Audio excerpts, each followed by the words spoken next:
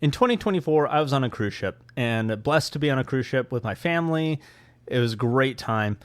And for whatever reason, my wife and I justified paying for internet, which was quite the expense, right? It's like $30 a day to get internet access, and that's for one device.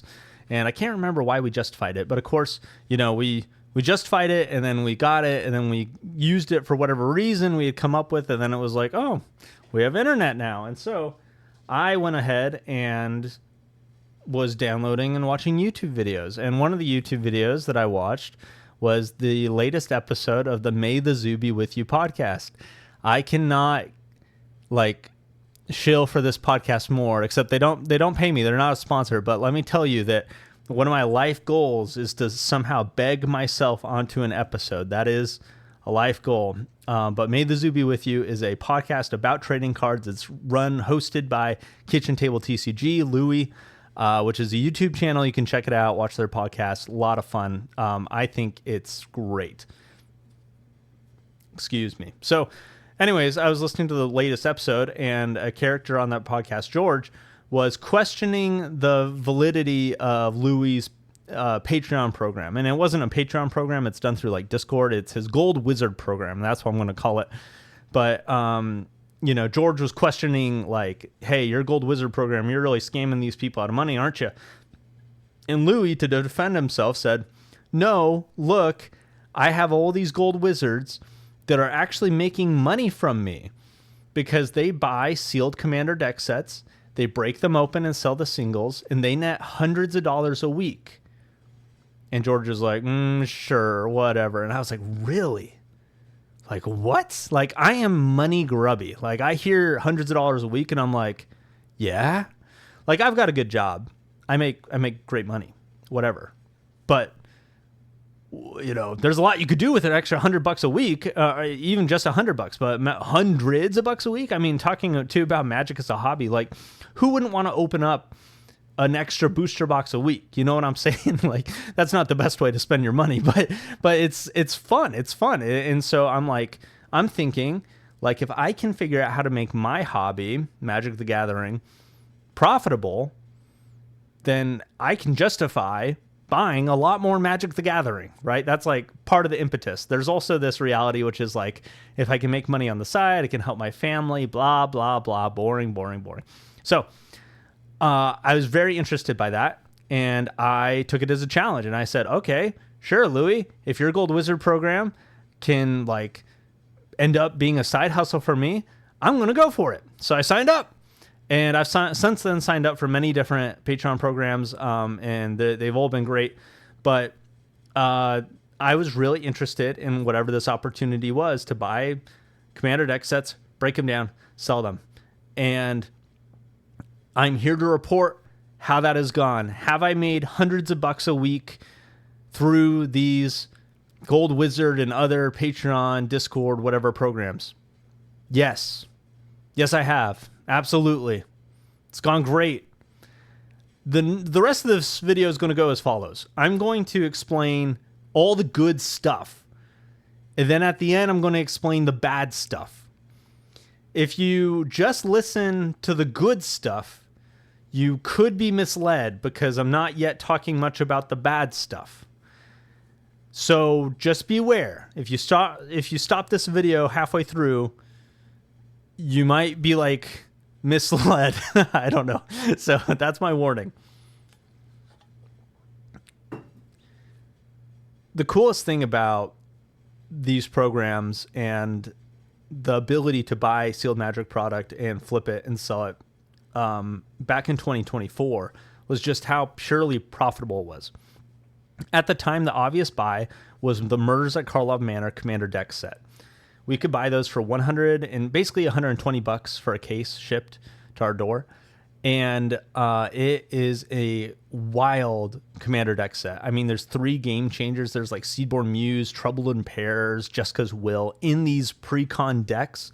That's what was funny when they came out with brackets and they're like, pre-cons are bracket 2. And I'm like, yeah, you guys didn't, you forgot about your Murders of Karlov Manor pre-cons because those ain't bracket 2. They got game changers in them.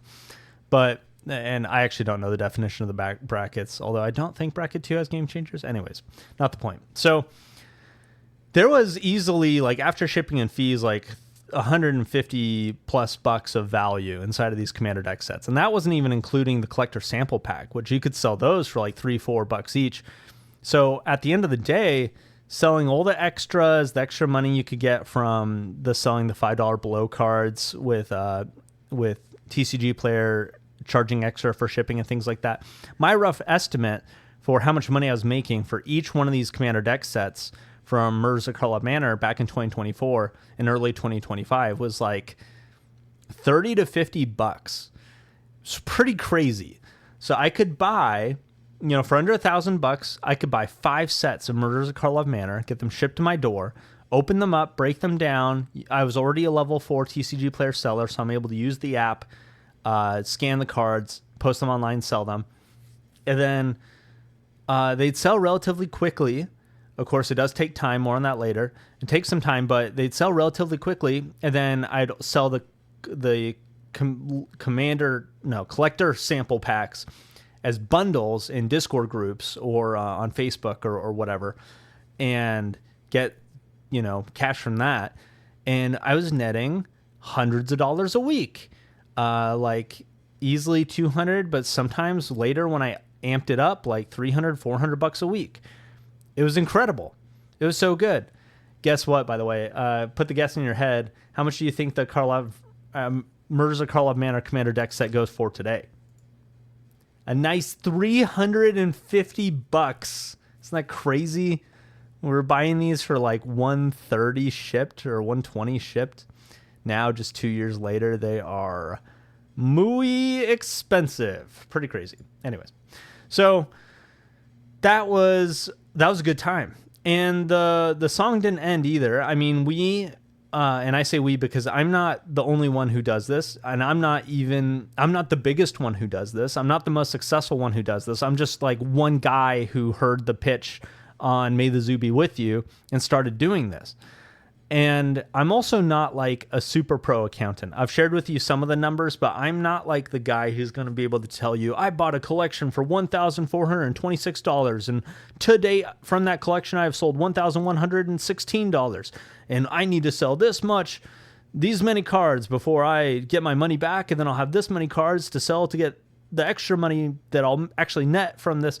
I don't have all those details, but what I do have, and this is, pro advice, Nick tip here, is I have a business bank account, I have an LLC, and I have a business bank account, and I have a business credit card. And every time I buy something at the distribution costs for my business, I mean, anytime I buy anything for my business, period, I'm using that business credit card. And then I have my business bank account. And if I want to know, am I netting positive, I can just look, and I keep track week to week, business bank account, business credit card, how are we doing? How much money have I made? And it has just been plenty clear over the past couple of years that I have made money. I've made good money.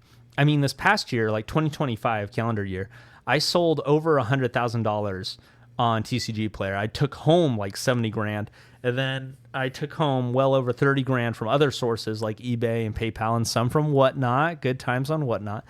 And so I've made money. I've made good money. And it's been a blast because I've been able to do all the things that I wanted to do. I've been able to expand my engagement with Magic the Gathering as a hobby. I've been able to buy some cool cards. No dual lands yet, but I've been able to buy some cool cards with money that I've made and been able to effectively pay myself from the business. I have also been able to bless my family. I've been able to take my family out to dinner or whatever because with money that I've made from my side hustle that I otherwise wouldn't have had. So it is very cool. It's very cool. It's an exciting, fun thing. The business has expanded, it's ebbed and flowed. Some weeks I would buy 5 sets of decks. Some weeks I'd only buy 3. Some weeks I'd buy 10. Is just all kind of like, how much time am I willing to put into breaking down? I mean, it's a good time when you get this like case of Commander decks, like 5 cases, and you got to like rip them open, tear the decks out, be soft and nice and treat the cards with respect, but get all the garbage in this just giant pile wait for cycle day. I mean, it was a good time. It is a good time. I still do this stuff, but it's changed. And I'll get to that later. So the business has expanded, and I've learned a lot. I've learned about shipping. I've learned about how to ship cards and envelopes. Not too exciting. I've learned about customer service. I've learned about what people on TCG Player really care about. Spoilers, it's speed. They want speed. I've learned what they don't care about. Spoilers, you do not need to cover your full envelope in tape. Like, holy crap. People, I mean, like my little crash out. I got cards on TCG Player this week, and there's an envelope. This is like an open envelope like this, right? Well, they sealed it, and that's fine. That's good. Please seal the envelope before you ship it. And then they tape the full bottom, which is like unnecessary, but fine. But then they tape these sides. They tape these sides. So you have a letter opener like this one. I really like these letter openers. If you want to get good letter openers, use my Amazon link below and go look up good letter openers and buy them. But once you tape the sides all the way down, you can't even get it with a letter opener. You got to like stab it if you want to try to get your card out. It's just crazy. So anyways, learned about what it takes to ship and customer service. I learned about what cards sell. I learned about what doesn't sell. More on that later. I learned about scaling and speed and about how you can control how much you're able to sell by two things: by how much quantity you have listed, how many cards do you have in your inventory, and then your pricing. If you want to sell cards quickly, you can always lower your pricing. If you want to have great margins, you need to up your inventory. And so it's just fascinating. And I've enjoyed it. I've enjoyed it all quite a bit. What's really great about this side hustle, as if I haven't sold you yet, the flexibility. The flexibility is probably the best part. The reality that I can, if I have time in the morning, I can pack cards. If I have time in the evening, I can open up decks and sort the cards and get it ready to be listed and sold. It's just flexible. Now, there are some hard deadlines, right? When you get an order, the expectation is that you ship it in 2 days. And really, if you want to do a good job, you basically need to be shipping every single day. And so you can do the work anytime, but you need to do the work sometime, right? So there's that flexibility, but there's also that constraint on your life. But I'm not getting into the downsides yet. It's flexible. It is easy to do. That's the thing too, is that like, Nick, would you recommend everybody do the side hustle? No, know yourself. Like, some people would really struggle to log onto their computer every day and check the orders and pack envelopes and ship it out. And if that's you, don't do it. But there's nothing about this that excludes, like, if you can hold a job at McDonald's, you can for sure do this. And I say, it sounds funny, but yeah, just like the vast majority of people are going to have no problem with shipping cards on TCG Player. And so this is an opportunity that's available to anybody. I am not special. I am not the only one who does this. There's lots of people who do this. There's lots of people who do this better than me. You could start doing this and immediately do it better than me. That'd be great. But you got to do it, of course. It takes some effort, takes some initiative, but it's pretty cool. The ROI is fairly quick. You can make your money back relatively quick. You are tying up money that you can't get back immediately, but the ROI is pretty quick, and you also don't need a ton of money to start. I mentioned offhand that I basically started this business with like $1,000. Basically started in 2024 with $1,000, and in the year of 2025 sold over 6 figures of stuff. And so a lot of opportunity, a lot of flexibility. It's cool. It is a good time. And so I think that summarizes all the good stuff. So let me get into those caveats and talk a little bit about, well, what about when does it not work out? Or who would this not work out for? Like I said, anybody can do it. The question is just like, do you want to do it, basically? And there are some things that need to be said. For example, this is not like a get rich quick. If you have credit card debt that is just completely defeating you, it's not like you're going to be able to get thousands of dollars to pay those bills off in the next 2 weeks by selling cards. I mean, if you want to get started today, and if you want to do what I did, which is like the Patreon program thing, you got to sign up for this Discord. You got to reach out to the owner of the Discord or the program or whatever, and you make your ticket or however it works and say like, I want this many of this deck set, and then they send it to you, and that's going to take some time. You got to get it, open it, scan it, list it, whatever. That's going to take some time. And then stuff's got to sell. And if you sell at TCG low, stuff will sell quickly, but you're not going to make great margins on it. I mean, it depends on the product. The product is actually everything, but just the point is that even if you were able to sell everything on TCG Player instantly, you're not going to get paid for 2 weeks, which is a pain. TCG Player takes a long time to pay people. And actually, when you're just starting out, it's probably even slower. So if you don't already have a level 4 TCG Player seller account, it's going to take even more time because you're not even allowed to list more than like 50 cards at once, I think, when you start at level 1. So anyways, the point is that you're just not going to be able to like turn around and make hundreds of dollars immediately. It's going to take time. You also do need some money to start up, right? It's you cannot just like float this on a credit card. I guess technically you can do whatever you want, but like you're not going to be able to float this on a credit card without having to pay some fees, because just like I said, it takes weeks, month plus to do this whole process of ordering the stuff, getting it, listing it, selling it, shipping it, getting paid by TCG Player. It takes like a month plus. So I talked about the effort a little bit. It is relatively low effort. Well, I should say it's relatively simple. You just need to spend some time every day, but it's pretty hands-on, literally. It takes a lot of effort. It takes a lot of time to pack these cards. And so I say it's low effort, but it's not low effort. It's really just simple.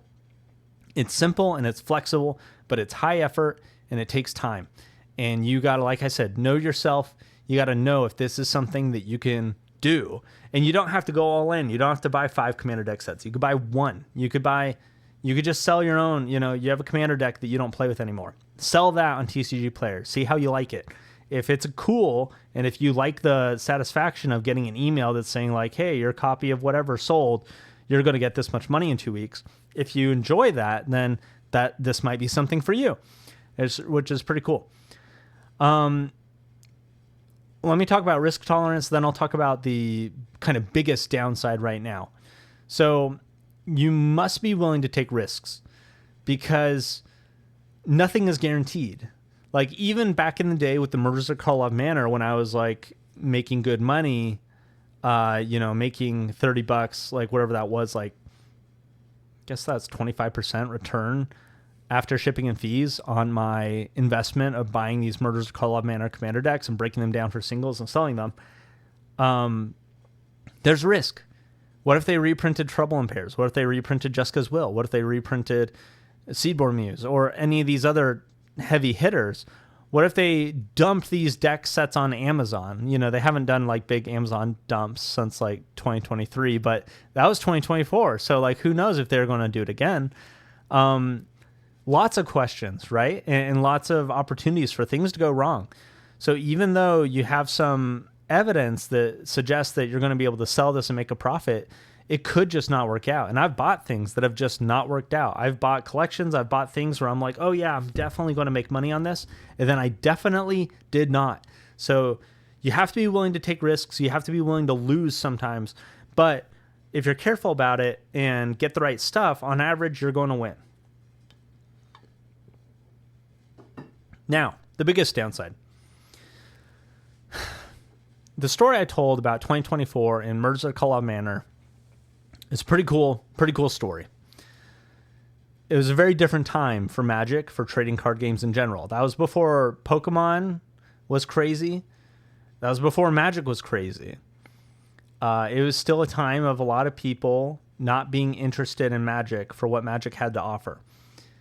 And there are far fewer sellers as well. And fewer people playing the distribution game of trying to get stuff from distribution in mass that you could break down and flip. Back then, like since mid 2024, when I kind of started the distribution flipping game, There's been Murders of the Call of Manor Commander deck sets. There's been Doctor Who Commander deck sets. There's been Fallout Commander deck sets. There's been Modern Horizons 3 Commander deck sets. All of these, at some point, were readily available from distribution and had positive expected value if you broke them down and sold the singles. None of those 4 sets are available today. Today, what's available are things like Edge of Eternity's Commander deck sets, Aether Drift Commander deck sets, Final Fantasy Commander deck sets. And you ask me, okay, which one of these deck sets is like the 2026 equivalent to Murders of the Call of Manor? And the answer is, there isn't really one, like, at all. In fact, the closest is Teenage Mutant Ninja Turtles, but even in my estimation and the numbers I've run, Teenage Mutant Ninja Turtles doesn't have great return on investment either.